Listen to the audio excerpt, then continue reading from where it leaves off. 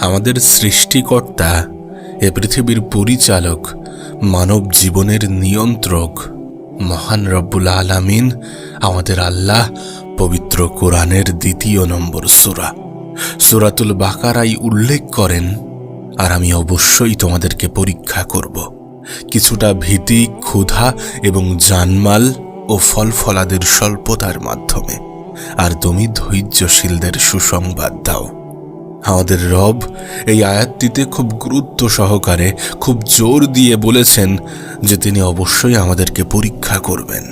অর্থাৎ এই বিষয়ে কোনো সন্দেহ নেই যে তিনি আমাদেরকে পরীক্ষা করবেনই করবেন।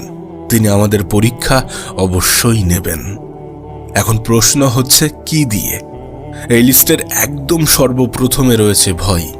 হ্যাঁ, ভয়। এখন প্রশ্ন তোমার মনে আসতেই পারে যে ভয় দিয়ে কিভাবে পরীক্ষা করবেন। একটা উদাহরণ তোমাকে দিই। যেমন ধরো, তুমি তোমার রিজিক নিয়ে চিন্তিত, তুমি তোমার ইনকাম নিয়ে চিন্তিত, তুমি তোমার বিয়ে নিয়ে চিন্তিত, তুমি তোমার পরিবারের নিশ্চয়তা নিয়ে চিন্তিত, নিরাপত্তা নিয়ে চিন্তিত, তুমি তোমার অসুস্থতা নিয়ে চিন্তিত, তোমার জমি জমা নিয়ে চিন্তিত, তোমার খাদ্যের যোগান নিয়ে চিন্তিত। এই ধরনের বিভিন্ন বিষয় নিয়ে আপনি চিন্তিত, আপনি দিশেহারা, আপনি উদ্বিগ্ন।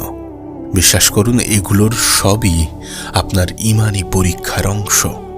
এইগুলো থেকে আপনার মনে একটা ভয় কাজ করে যে যদি এটা না আসে, যদি এটা না হয়, যদি এমন কিছু ঘটে যায়, নেগেটিভ কিছু ঘটে যায়, এই ধরনের নানা ভয় আপনার জন্য পরীক্ষা ছাড়া কিছুই নয়। হ্যাঁ, এগুলো প্রত্যেকটাই আপনার ঈমানি পরীক্ষার অংশ। আপনার হয়তোবা মনে হতে পারে যে আমি যেখানে বসবাস করি সেই স্থান ছাড়া পৃথিবীর অন্য সকল স্থানে মানুষ অনেক ভালো আছে। আপনার হয়তোবা মনে হতে পারে যে আমি যে দেশে থাকি সেই দেশ ব্যতীত অন্য সকল দেশের মানুষ ভালো আছে, সুখে আছে, শান্তিতে আছে, সুন্দরভাবে জীবন কাটাচ্ছে।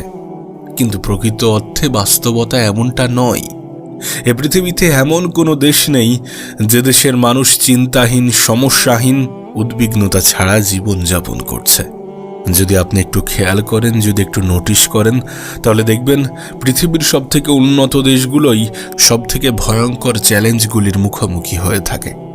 এখন প্রশ্ন হচ্ছে, আমাদের এত কিসের ভীতি, কিসের এত উদ্বিগ্নতা? যদি কোনো ম্যাচিওর, যদি কোনো প্রাপ্তবয়স্ক মানুষকে জিজ্ঞাসা করা হয়, ব্যক্তিকে জিজ্ঞাসা করা হয় যে আপনি কি নিয়ে এত চিন্তিত থাকেন, কি নিয়ে এত উদ্বিগ্ন থাকেন, দেখা যাবে সেই ব্যক্তি একটা বিশাল লিস্ট তৈরি করে ফেলেছে নিজের উদ্বিগ্নতা, দুশ্চিন্তা, মন খারাপ, টেনশন, দুঃখ, হতাশা নিয়ে। দেখা যাচ্ছে এই সকল কারণগুলো শেষ হয়েও শেষ হতে চাইছে না। এরপর সেই ব্যক্তিটিকেই যদি আবার প্রশ্ন করা হয় যে আপনি কতদিন যাবৎ এই ধরনের চিন্তা, এই ধরনের উদ্বিগ্নতা নিয়ে ভুগছেন, আমি নিশ্চিত ব্যক্তিটি হয়তোবা বলবেন যে এই তো 20 থেকে 30 বছর হলো। আচ্ছা, যদি প্রশ্নটা আপনাকে করি, যদি আপনাকে জিজ্ঞাসা করি যে আপনি কতদিন যাবৎ এই ধরনের সমস্যায় ভুগছেন, কতদিন যাবৎ দুশ্চিন্তা, মন খারাপ, উদ্বিগ্নতা, এই ধরনের সমস্যা নিয়ে ভুগছেন, তাহলে আপনার উত্তর কি হবে? হয়তোবা আপনি একটা দীর্ঘ সময়ের কথা উল্লেখ করবেন। এরপর যদি আপনাকে জিজ্ঞাসা করা হয় যে এত চিন্তা বা উদ্বিগ্নতা নিয়ে এত দীর্ঘ সময় আপনি কিভাবে অতিবাহিত করলেন, কে আপনাকে দেখে রেখেছেন এই কঠিন, এই খারাপ সময়টিতে, উত্তরটা কিন্তু আমরা সকলেই জানি। তিনি আমাদের সৃষ্টিকর্তা, তিনি এ পৃথিবীর পরিচালক, তিনি আমাদের জীবনের নিয়ন্ত্রক, মহান রব্বুল আলামিন, আমাদের আল্লাহ। আমি নিশ্চিতভাবে বলতে পারি আপনি বর্তমানে যে পরিস্থিতিতে আছেন সেই পরিস্থিতি আপনার অতীতের থেকে নিশ্চিতভাবে ভালো। কিন্তু অবাক করা বিষয় হচ্ছে আপনি এখনো চিন্তামুক্ত হননি, বা আপনার উদ্বিগ্নতা, ভীতি এগুলো কিছুই কাটেনি। তবে একবার ভেবে দেখুন, যখন আপনার কিছুই ছিল না তখনও আপনি উদ্বিগ্ন ছিলেন, তখনও আপনি মন খারাপ করতেন। এখন আপনার সব কিছু আছে, এখন আলহামদুলিল্লাহ আপনার অনেক কিছু হয়েছে, আপনি অনেক কিছু পেয়েছেন, অর্জন করতে পেরেছেন, কিন্তু তারপরেও আপনি উদ্বিগ্ন, আপনি মন খারাপ করেন, আপনি চিন্তিত, আপনি টেনশন করেন। কিন্তু কেন? তার কারণ আমরা আল্লাহ পাকের উপরে ভরসা করি না, আমরা আমাদের রবের উপরে নির্ভর করে আমাদের জীবন পরিচালনা করি না। আমরা আমাদের ভালো সময়ে রবের শুকরিয়া আদায় করি না। আমরা আমাদের খারাপ সময়ে একটু ধৈর্য ধরতে জানি না। আর এখানেই সব থেকে বেশি সমস্যা, এখানেই প্রধান সমস্যা। তাই বলবো, আল্লাহ পাকের উপরে ভরসা করুন। পবিত্র কোরআনে বর্ণিত আছে, চিন্তা করো না, আল্লাহ আমাদের সঙ্গে আছেন। এছাড়াও মহান রব্বুল আলামিন বলেন যে তোমরা ভয় করো না, আমি তো তোমাদের সাথেই আছি, আমি সব কিছু শুনি ও লক্ষ্য করি। একবার প্রশ্ন করুন নিজেকে, একবার নিজেকে প্রশ্ন করুন যে আমাদের এত চিন্তা কিসের, যখন স্বয়ং রব আমাদের সৃষ্টিকর্তা আমাদেরকে বলছেন যে তিনি আমাদের সঙ্গে আছেন, তিনি আমাদের সাথে আছেন, তিনি দেখেন, তিনি আমাদেরকে লক্ষ্য করেন। তাহলে আমাদের কিসের এত চিন্তা, কিসের এত মন খারাপ, কিসের এত হতাশা? আল্লাহর উপরে বিশ্বাস রাখুন এবং জীবনের সামনের দিকে এগিয়ে যান। মনে রাখবেন, জীবনের প্রতিটা ক্ষেত্রে, প্রতিটা সময়ে, প্রতিটা মুহূর্তে আমাদের যে ইমানি পরীক্ষার মুখোমুখি হতে হবে, সেগুলোর সবই আল্লাহর নিকটবর্তী হওয়ার পথ। জীবনে যত বেশি ইমানি পরীক্ষায় উত্তীর্ণ হবেন, তত বেশি আল্লাহর কাছাকাছি পৌঁছাবেন এবং ওনার প্রিয় বান্দা হয়ে উঠবেন, ওনার প্রিয় বান্দাগুলোর অন্তর্ভুক্ত হবেন। আর আমাদেরকে পরীক্ষার সম্মুখীন হতেই হবে। মনে রাখবেন, জান্নাত এবং পৃথিবী এক নয়। জান্নাতের সাথে পৃথিবীকে গুলিয়ে ফেলবেন না। এটা জান্নাত নয় যে আপনি সর্বমুহূর্তে সবসময় ভালো থাকবেন। জীবনের প্রতিটা মুহূর্ত, প্রতিটা সময় একইভাবে কাটবে না। মহান রব্বুল আলামিন পবিত্র কোরআনের শুরুর দিকেই উল্লেখ করে দিয়েছেন যে তিনি আমাদেরকে পরীক্ষা করবেন।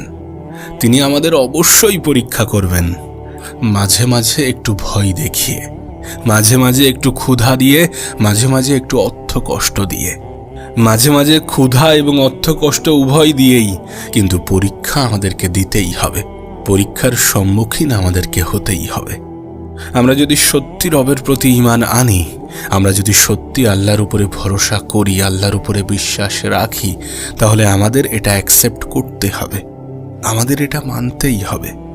আপনি হয়তোবা অনেক অর্থের মালিক, অনেক সম্পদের মালিক, কিন্তু আল্লাহ পাক নিমেষেই সেই সম্পদ, সেই অর্থ কেড়ে নিতে পারেন।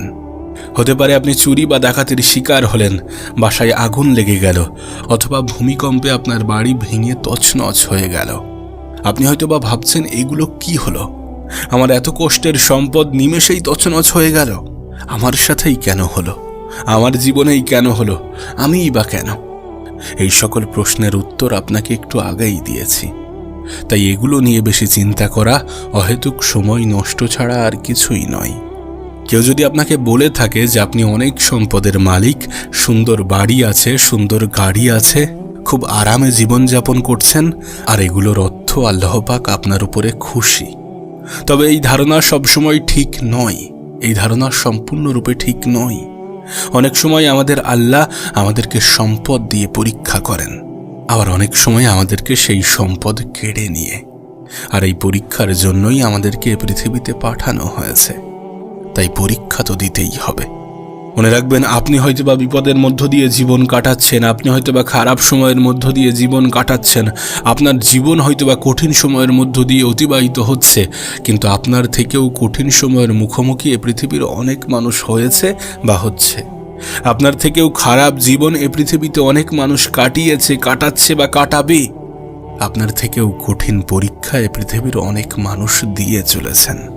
তাই সর্বদা রবের দরবারে শুকরিয়া আদায় করুন, সর্বদা আল্লাহর শুকরিয়া আদায় করুন এবং জীবনের যে কোনো মুহূর্তে, যে কোনো সময়ে রবের উপরে ভরসা করে জীবনে অগ্রসর হওয়ার চেষ্টা করুন। আমাদের রব, আমাদের আল্লাহ আমাদেরকে ইমানি পরীক্ষায় উত্তীর্ণ হয়ে আল্লাহর নৈকট্য লাভের তৌফিক দান করুক। আমিন।